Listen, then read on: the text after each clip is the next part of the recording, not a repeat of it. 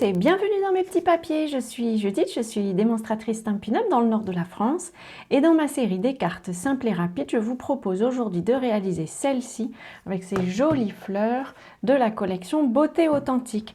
Voilà, si cette carte vous plaît avec une petite technique de masquage, pensez à cliquer sur le petit pouce, ça m'aide et ça me fait toujours très plaisir. Et puis je vous propose de nous lancer directement dans la réalisation de cette carte. Les mesures de la carte sont assez basiques. J'ai préparé une base de carte qui mesure 14,8 ou 85 cm sur 21 avec un pli à 10,5 qu'on va marquer tout de suite.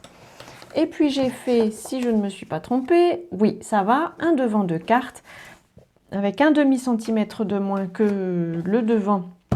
Donc il mesure 10 cm sur 14,3 ou 0,35 et on va pouvoir démarrer tout de suite la décoration. Donc comme je vous disais, j'ai pris le set de tampons Beauté Authentique.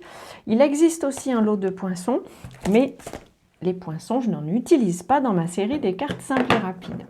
Comme couleur, j'ai pris les mêmes couleurs que sur mon prototype. Donc j'ai Merlot Magique, hop, qu'on va tamponner tout de suite.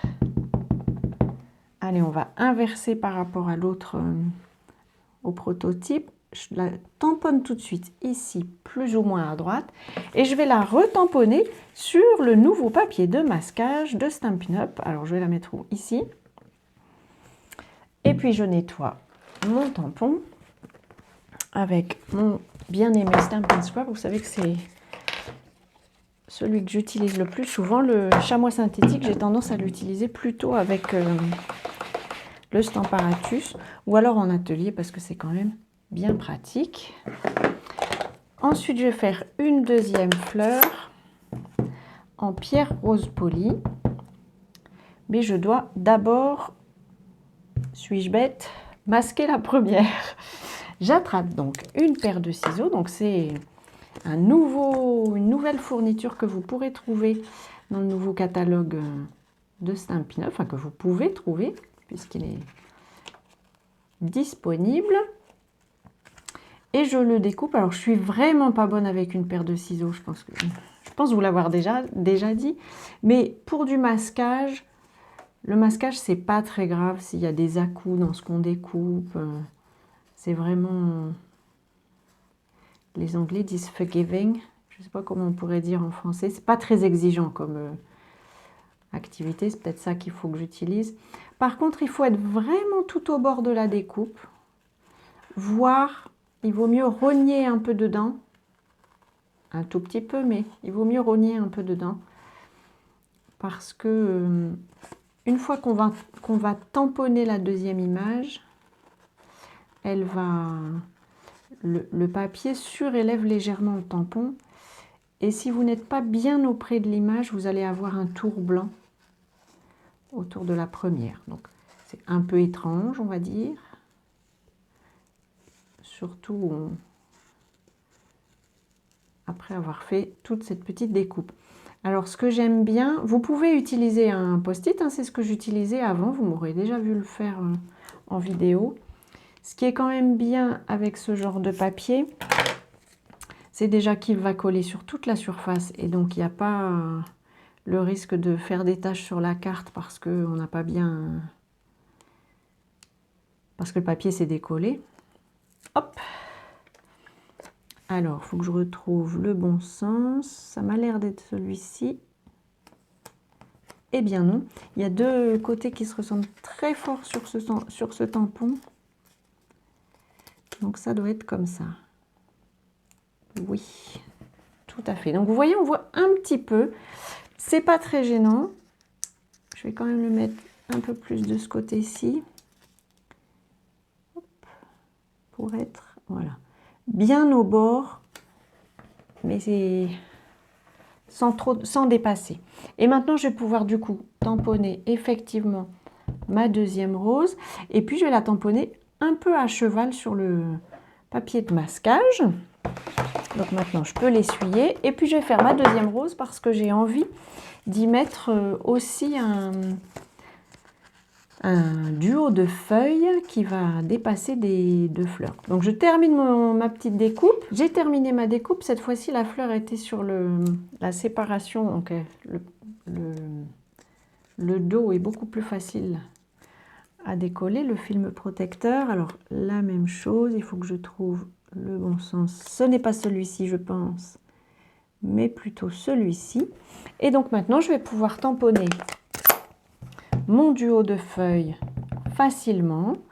Allez, on va dire qu'il y en a 2 là-dessus. Et puis, je peux aussi en tamponner en donnant l'impression qu'il n'y a qu'une feuille sur mon tampon, comme ceci. Celle-là, elle ne se verra pas puisqu'elle est sur le masquage. Et c'est l'intérêt aussi de ce papier de masquage, c'est que par rapport au post-it, a priori, il devrait être capable d'absorber plus d'encre qu'un simple papier de post-it. J'ai aussi pris cette petite fleur. Je ne sais pas du tout ce que c'est, mais je la trouve jolie. Et je vais la faire dépasser comme si c'était un petit bouton de là derrière. Par contre, j'ai pas assez insisté. Je vais le faire comme il faut, ici, en appuyant bien. Comme ceci. Alors, voyons voir ce que ça donne. C'est toujours la surprise. Quand on enlève le masquage, hop, alors, et c'est un peu déchiré, mais ça n'est pas grave. Je vais l'attraper par l'autre côté. Hop, et d'un. Et de deux. On a comme ça un duo de feuilles avec des fleurs, un duo de fleurs avec des feuilles qui se retrouvent derrière. Et je trouve vraiment ça joli comme tout. Ça donne l'impression d'avoir un panorama. Et puis on va se mettre un petit souhait. Dans le set de tampons, il y a un souhait qui dit juste comme ça. Et une carte que je puisse envoyer comme ça, sans raison, ça me plaît bien. Je vais le tamponner ici en bas aussi. Cette fois-ci, là, j'avais pris Béguin bleu parce que c'est dans la collection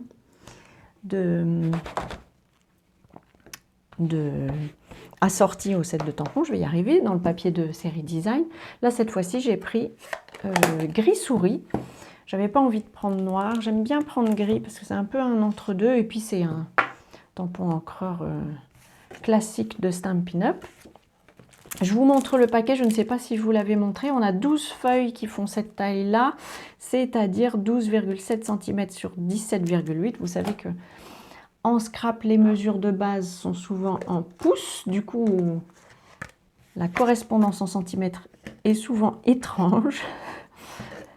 Mais en tout cas, pour ce genre de petites illustrations, c'est parfait. Je vais pouvoir en faire plusieurs dans une seule feuille. Et puis, vous pouvez aussi le découper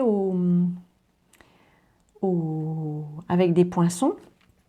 Donc, si vous avez des poinçons de fond, par exemple, vous allez pouvoir faire des jolies décorations avec le masquage.